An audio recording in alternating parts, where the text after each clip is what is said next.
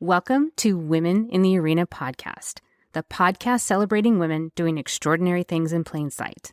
I'm your host, Audra Egan, and our mission is to elevate the value, strength, and resilience each woman brings to the world. Without further delay, let's go ahead and start the show.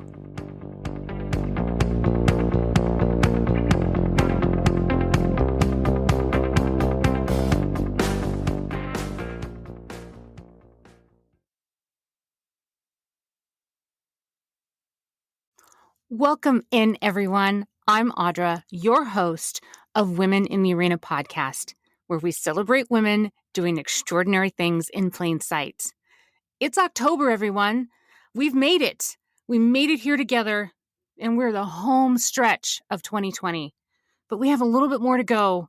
So to encourage everyone to keep pushing on for the month of October, each one of our episodes is going to be demonstrating how we can encourage, uplift, and cheer on other women on purpose.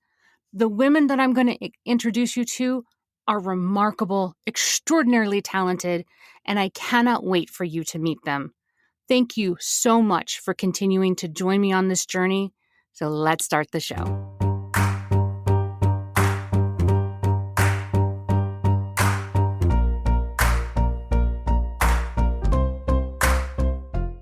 Welcome in, everyone. Thank you so much for joining me today. I have yet another amazing woman that I want to introduce you to today.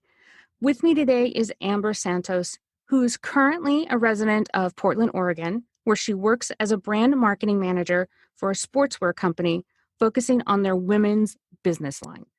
Prior to that, Amber worked in advertising account management for over 4 years.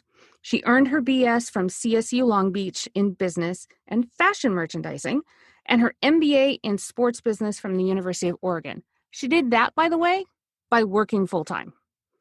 She is both a marathoner and a hiker, and we're going to ask her about her marathon achievements in just a second. And through her work and life, she hopes to inspire and enable women and girls to take up space and develop skills in the industries of business and sports. It is my pleasure and my honor to introduce to you Amber Santos. Amber, thank you so much for joining me today, and welcome to the show. Thank you so much for having me. I'm really excited to be here. I am so excited to speak to you because you have a really remarkable story. But before we jump into that, will you let us get to know you just a little bit better?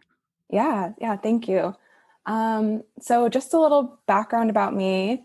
I grew up in a really small town in Central California.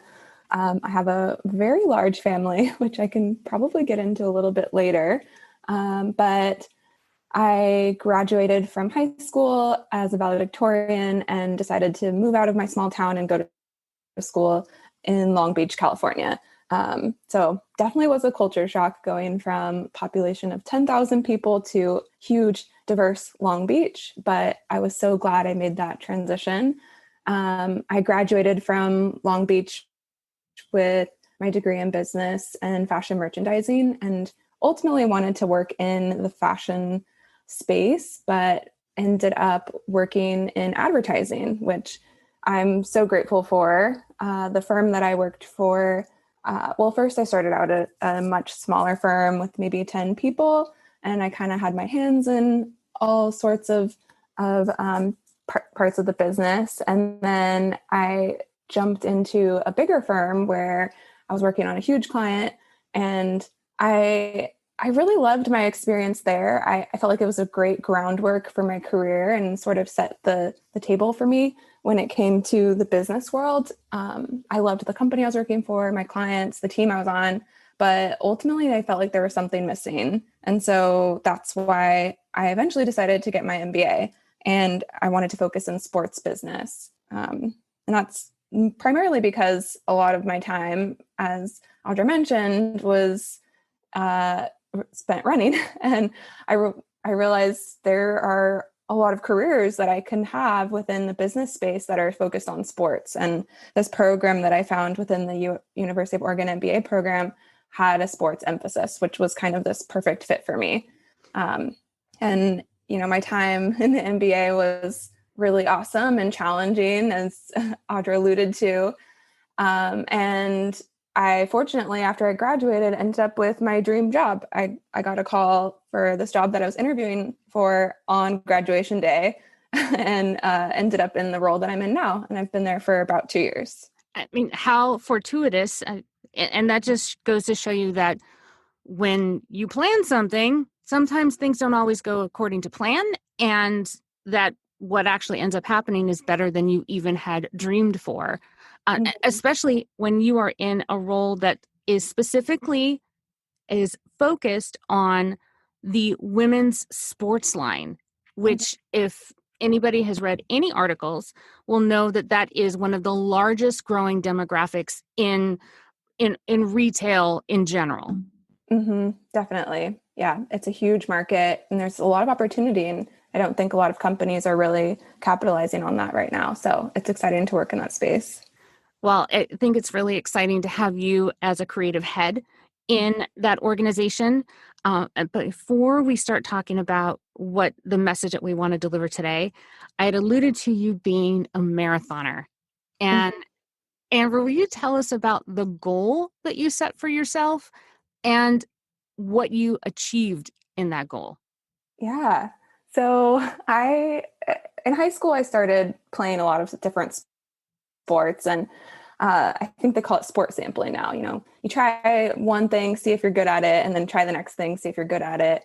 I was terrible at basketball, even though I loved it. And my coach had told me, actually, she's like, the thing about you is you never get tired. You can run the court up and down, and you never get tired. She's like, I think a better sport for you would be track and field. And I kind of laughed at her at the time because, again, my town was really small. My school was really small. We had a very small track and field team, and it was primarily men. And I was like, I don't want to do that.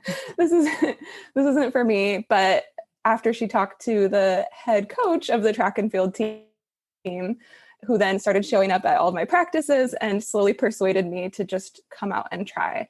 And I'm so glad I did, and really appreciative of that coach that I had that saw that in me. And I started running with the team. And it was pretty awesome because once I joined the team, I started seeing a lot of the next year we actually had a lot more girls try out for the team too. So our team started growing. It wasn't just men anymore, which was awesome, or boys at the time.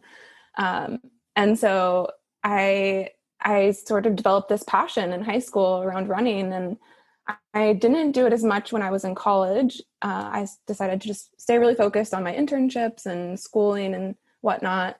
But when I graduated college, I felt like it was missing from my life again. And there's this funny story about I had a boyfriend at the time who kind of was challenging me a little bit. And I'd said, I haven't ran in a long time. I really want to go for a run again. And he's like, oh, I don't think you can do it. You haven't ran in so long. And of course, my mindset was like, oh, I'm definitely proving him wrong. You were like, really? Watch me. Yeah. I went out that day and I ended up running 6 miles without stopping. So that kind of sparked this new passion for me, or re-sparked that passion for me. And I set a new goal for myself. I'm like, I never want running to not be part of my life. And so I decided, and I think I was maybe 24, 25 at this time, I decided that I wanted to run 30 marathons or half marathons before I turned 30. So it was this pretty audacious goal that I had for myself. But very audacious goal, because I haven't even ran one. I'm not even sure that I've run a 5K, if you want to know the truth. That you set this goal of, I'm going to run 30 by 30. And I know that you just missed it, but you darn near made it. But what was the actual tally by the time you were 30? I made it to 25. I just turned 30 this year, and I only made it to 25. Only made it to 25. Really? You know what? You did more than one. That is fantastic. So you did 25 marathons in 6 years. That's basically one a year.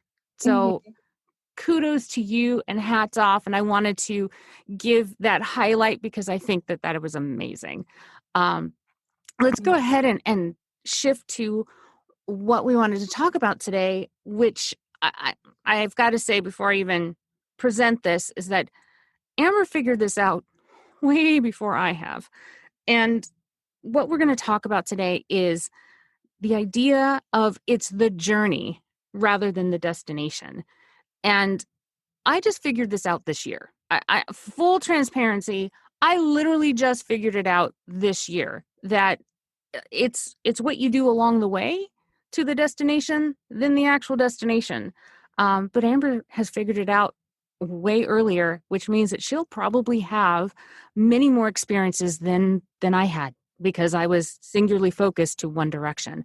But Amber, I want to give you space to talk about that and talk about your journey and what you learn along the way to your destination. Yeah, I love that, and I'm glad that I get to speak on that today. I think, as I was inching closer to turning 30 and realizing, all right, I'm not going to make this goal that I've had for 5-6 years, and it was a little disappointing to me at first, just because I've always been this super goal-oriented person, going after different things and, setting my sights on something and working really hard to attain it. And this goal that I've had for so long and realizing I wasn't going to meet it was pretty upsetting for me. And so I started doing a lot of reflection. And I think the event that sort of made me realize it the most was this event that I did. It was a relay race called the Speed Project. So I counted it as one of my races for my goal. And I had signed up for this race that is called the No Rules Relay Race. So what it is you run 340 miles as a team, Los Angeles to Las Vegas, nonstop. Wait, hold on. Okay, hold on. So you run through the desert, 340 miles from Los Angeles to Las Vegas. Mm-hmm. How many are on your team? My team was 6 women, including myself. Women. Mm-hmm. 6 women running a relay, 340 miles. Mm-hmm. Yeah. That I haven't done the math in my head really quick, but I'm going to say that that's roughly a little bit more than 50 miles apiece. Yes? Yes. It was crazy. Yes, that is a little crazy, but what an experience. So I wanted to stop and make sure that I heard that right. It was 340 miles. So I'm sorry. Go ahead and continue. Yep. I think I wanted to get a little creative with my races. And I'd heard about this one. I had some friends that had done it in prior years. And it's like, I have to do this. If I'm going to do this crazy goal, I have to do this race. There's nothing like it in the world. And so it definitely was the hardest thing by far that I've ever done. I don't think I slept for 2 days. I don't think I could walk for 2 days afterward. It was so painful, but I had my eyes set on this goal of making it to Vegas, and most teams kind of make it there around noon on Sunday, and the race starts on Friday morning at 4 a.m. And I was like, all right, I can't wait till we make it to Vegas and we get to party together at the pool parties and do the Vegas thing. And I had my eyes set on that so much throughout the whole experience. It wasn't until we finished the race, and it was 5:00 on Sunday night, so we had completely missed the pool party. And I was like, wow, if this is all that I was looking to get out of this experience, then that's not really what I was meant to learn. And that's where I kind of realized it, like we're saying, it's not about the destination. It's really about this journey. And I think going through this experience with 5 other, they were actually complete strangers. I'd never met these women before I decided to sign up for the race with them. That experience that we had together, and running through the middle of the night, being scared of rattlesnakes and wolves and all the things Yeah. that you're going to find in the desert. And, the sweat and the tears that you put into it. That's what I was meant to experience. And that was supposed to be my takeaway of this whole thing. And I think the same applies for my 30 races before 30. I would agree. And I just love that story. I think it's just an amazing, beautiful story that you and 5 strangers had to work together and participate along with each other to get to the end destination. But then when you got there, you got to the end destination and it was kind of a disappointment. But Mm-hmm. you realized that you grew through the actual act of getting there. And I love that because it is just such a perfect example and metaphor for what we're doing here on this spinning rock. It's not, like I said, it's not the destination, it is the journey. And I've learned that late.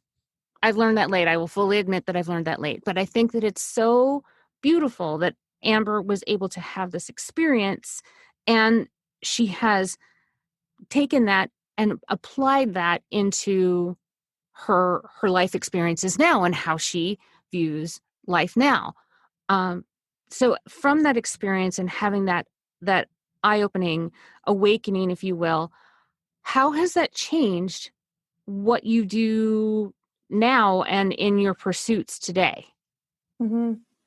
I think it definitely taught me that particular experience taught me so much about who I am and just everything that I can handle when it comes to life. Like life throws you all these curveballs, and it taught me that I am resilient and I have perseverance and grit and I can overcome all of these things. And I think it also taught me a lot about camaraderie and community and the importance of that, which I think is something that I've just carried on outside of, the running world and my experiences within running, but also in my career and my personal life and my relationships. How has that affected your relationships with other women? And the reason why I bring this up is because, and I've said it a lot, and I'll probably continue to say this, is that relationships with other women are critical and really important to see our vision come to reality. But we have to overcome this weird cultural inheritance that we've had, which says that the other women have to be our competition, which is not true. Mm-hmm. They are our best assets and allies. So how has that vision changed how you interact with other women? Mm-hmm.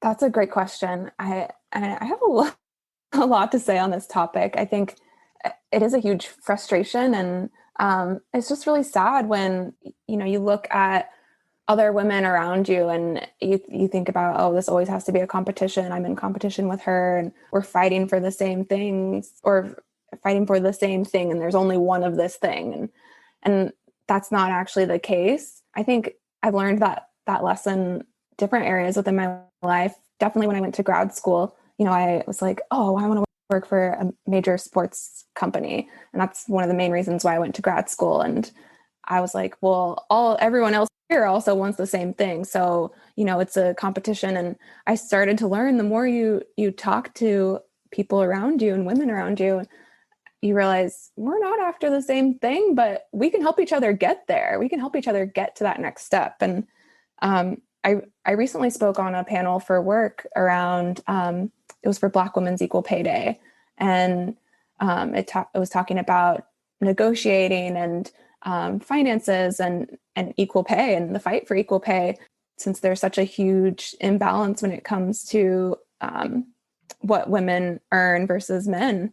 And in talking about this topic, I did a lot of reflecting, and I'm so grateful for the conversations that I've had with other women in my life who have shown me what I'm capable of or what my potential is. Like, for example, when it came to negotiating a salary, one of my classmates, she was interviewing for a job at the same time, and she told me the salary number that she was negotiating for. And I feel like my eyes like popped out of my head. I'm like, that is such a huge number. But it made me realize, wow, I'm worth more. I should be asking for more because we have similar experiences, and it just opens your eyes to different possibilities when you focus on being collaborative and finding that community within women versus fighting for different things and being more competitive. Because you're right, because we are all different. We are not necessarily all focused on the same thing. Mm-hmm. What may be important for you may not be important for somebody else. But it is important that we all help each other get there. Mm-hmm. It is important that we all make sure that we have representation in the room. Along your journey, has there been one particular pivotal moment that one individual woman was able to lift you in such a way that it changed your life? That's a great question. And I have to say, no, there was no one particular woman. I think I've been very fortunate to have a lot of women in my life who have provided me counseling, and I've been able to confide in, and they've been able to mentor me and coach me throughout my life. And I'm so, so thankful to each and every one of them. They all have played a pivotal part in different areas of my life. And so I think that's something that I really hope to give back now in my life. I sometimes think I still have so much to learn, but I also realize too, I know a lot of things now. I'm 10 years into my career, and I have an MBA. I have a lot of experience that I can draw on and help other women in their careers who are early on and still trying to figure out what they want to do. And so I think it's definitely important to have a lot of different women in your corner, and who you can work with and talk to when you need advice or need some help when it comes to different areas of your life. Well, on this journey, and like I said, I've recognized that this journey is way more important than what I thought the end destination was. I have started to acknowledge and recognize that even though I am almost 20 years older than you are, I've got a lot to learn from you and women like you and women in your same demographic, same decade, what have you. What is something important that you sitting in your seat can teach me sitting in mine? Because I am so impressed with this this this generation of the millennials and what have you. I've learned a lot that I hadn't considered before. So I'm really curious as to what lesson can you teach me about that I can take forward and then teach it to someone else. I think something that I have learned more recently, which probably is a little bit because of everything that we've been going through as a society, this global pandemic, this fight for racial justice, there's hurricanes happening. I'm in Oregon and there's fires happening. There's just so much happening that's really forced me and others, I believe, to slow down and really think about being intentional with our time. I think a bad habit that I used to have was staying super busy just to distract myself from things, or maybe even numbing some feelings that I was feeling that I didn't want to feel. And I feel like this time where we've all slowed down has given me an opportunity to reflect and think about what really matters to myself in life. And so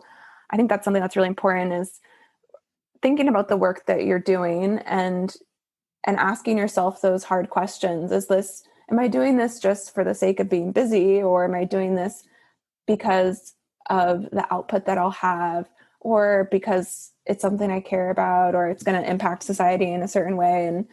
And ask questions to ourselves, which I'm also really grateful for this time, because I think it's caused a lot of employers to think about that in the same way. And making sure that their employees are really being fulfilled in other areas besides just work environment. So I think the advice I would give is spend time reflecting on your life and making sure that everything that you're doing is really purposeful and is with intention. Like I said, you guys figured this out way sooner than we did because we've been so busy putting our head down and just pressing through that I don't think many of us have afforded ourselves the opportunity for reflection and an examination of what we're doing. And in that way, I agree with you. This 2020 has been a gift in a very strange way. Mm-hmm. It has been a gift in being able to shift your focus and being more thoughtful in your actions and your words, and also thinking, okay, what's the next step on this journey? Without 2020 and literally locking us down, I know that I wouldn't have sat down and slowed down and thought and done the things that I've been able to do because I didn't have the option to go on a plane and see clients and that kind of thing. Mm-hmm. It's forced me to be, like I said, intentional. And that's a great word, as intentional. Mm-hmm. Um, is there something that, from my perspective, from my generation, that I can share with you that we've learned along the way that would be helpful information that we can provide to you and your generation? I think I have to put a little more thought to that. I know that my generation as a millennial, we look up to the women who have started to forge the path for us for so long, and I appreciate all of the wisdom and guidance that I've already been able to receive from a lot of the people who are in my life that are mentors and who have helped guide me on my career path so far. So I don't know.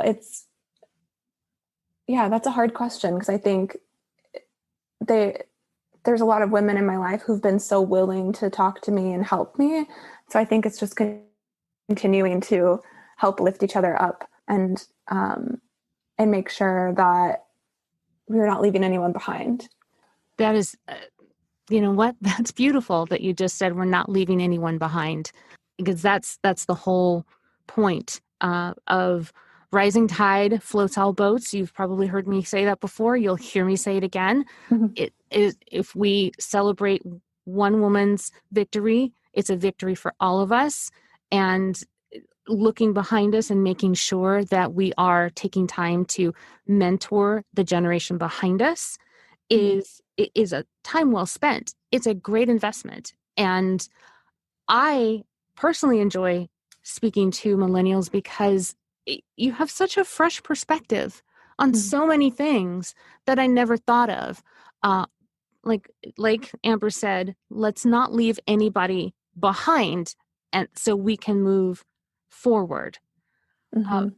as we walk through 2020, and like I said, this is all about the journey, and we face 2021, what would you like to see start happening along the journey to our next step?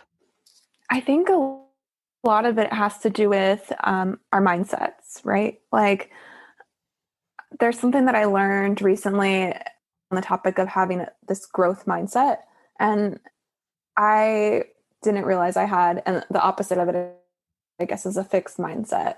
And I didn't realize I was sort of lacking in this area until recently. And when I think it was a little bit late last year, I was kind of going through this funk, and Portland winters are really rainy and dark and can be a little bit lonely and sad. And so I was in Opposite of Southern California.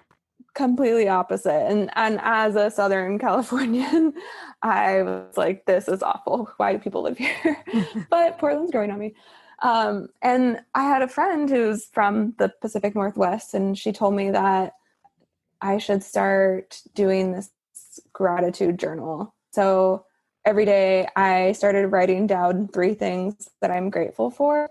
And it started to really open my mindset in different ways and really appreciate the things that are in front of me and around me, and recognize that I should be grateful for a lot of the things that I have. But it kind of stems back to that topic of reflection and making sure that you're really reflecting on your life and what you need and what you want. And so I think that's something that we need to continue to take beyond 2020. You know, when things potentially go back to normal, which I don't think they were normal before. And so whatever normal is going to be. Yeah, whatever this new world that we emerge into, hopefully it's a better world than it has been. It's to continue on this journey of growth and self-reflection, and not forget about this year that we had, or just scrap it as, you know, this year was a waste. It really is being open and open to the opportunity that there's more to learn, and there's more we can do to understand one another, understand others' perspectives, and make the world a better place. Amber, thank you for talking to me about this, and us as the audience, about the journey and being reflective and thoughtful with intent, and to have a growth mindset. Like I said, in many ways, 2020 has been a gift, and you have been a gift, because I have been able to learn quite a bit from you. And I thank you so much for sharing that wisdom with the rest of us. I so appreciate it. No, thank you. Thanks so much. I have a couple of questions I'm going to ask you, and I've been asking everyone, but I'm changing them up because you guys are way too smart, and you guys are starting to study for the answers to the test before I ask them. So to keep things moving and keep things interesting, I've changed them up. Pop quiz. All right. Yep. Pop quiz. Are you ready? Yeah. Okay. What book has changed your life that you think that everybody should read? Oh, okay. Well, this one isn't one that I'm currently reading, which I was prepared for. See? Everybody's been studying. But there was a book that I read maybe 6 months ago called Hood Feminism. And the author is Mikki Kendall. And the book is about, it's called The Notes from the Women That a Movement Forgot. And so I read this book thinking, I'm a feminist. I support women and want to empower women, and realized very quickly that I have a lot of privilege, and there are a lot of women who don't have the same privileges as me. And so I think this book really opened my eyes to, there are so many marginalized groups of women who are being forgotten when it comes to the feminist movement. And I think if you consider yourself a woman, or have women in your life, or are an ally to women, then it's a must read. And it's just really important, especially right now. Hood feminism. Okay. Mm-hmm. I'm going to go and look that up. Next question. Have you figured out what your superpower is yet? My superpower? This one's fun. Mm-hmm. I think it's, I don't know. I don't know if I have a superpower.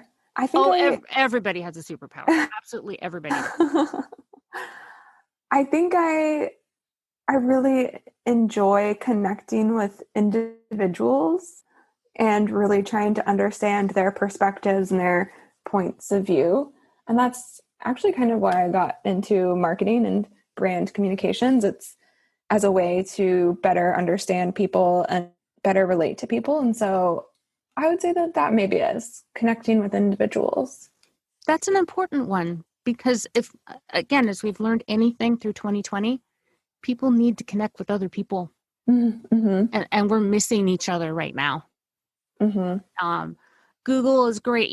the meet rooms, the Zoom rooms, those are great. And we'll take it while we've got it, but it's really not a great substitute for being able to see people in person. Mm-hmm. I think that you have a great superpower. Mm-hmm. So the last question is, the world is starting to shift, and it's starting to shift forward into female leadership. And we've seen it throughout the world. There are female prime ministers, there are female police chiefs, fire chiefs, hospital administrators. The world is starting to shift, albeit slowly, towards female leadership. What quality in a female leader do you like to see?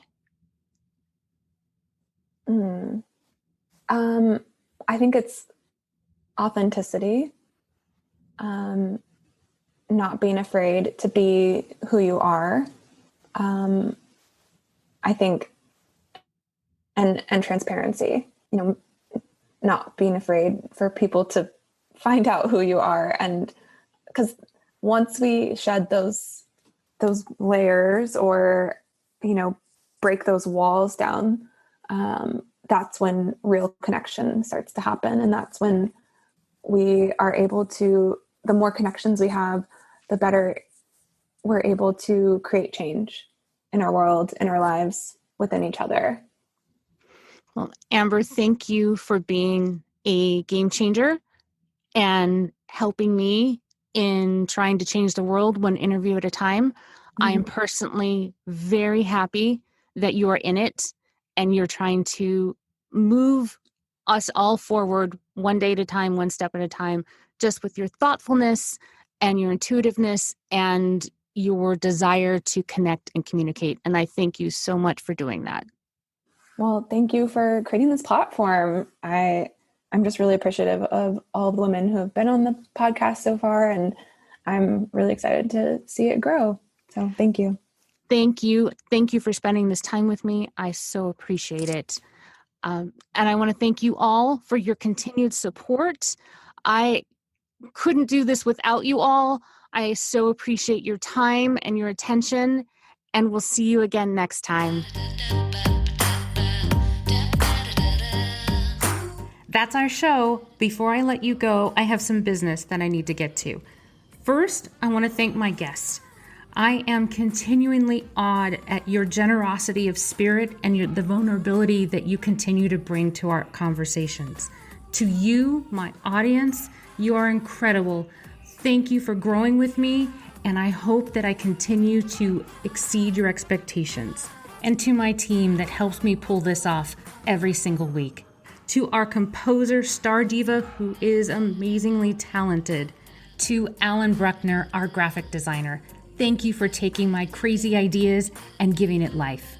To Savannah Boster, our social media manager. You do this so much better than I ever could. And last, but certainly not least, our producer, my number one son, Gavin Egan. Thank you for supporting your mom with her dream. I couldn't do this without you, kid. Please follow us on our socials at Facebook, LinkedIn, and Instagram at arena_women. See you next week.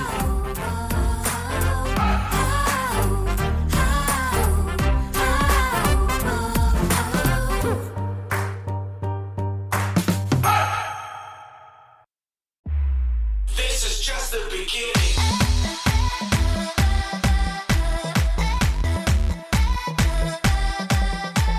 That's our show.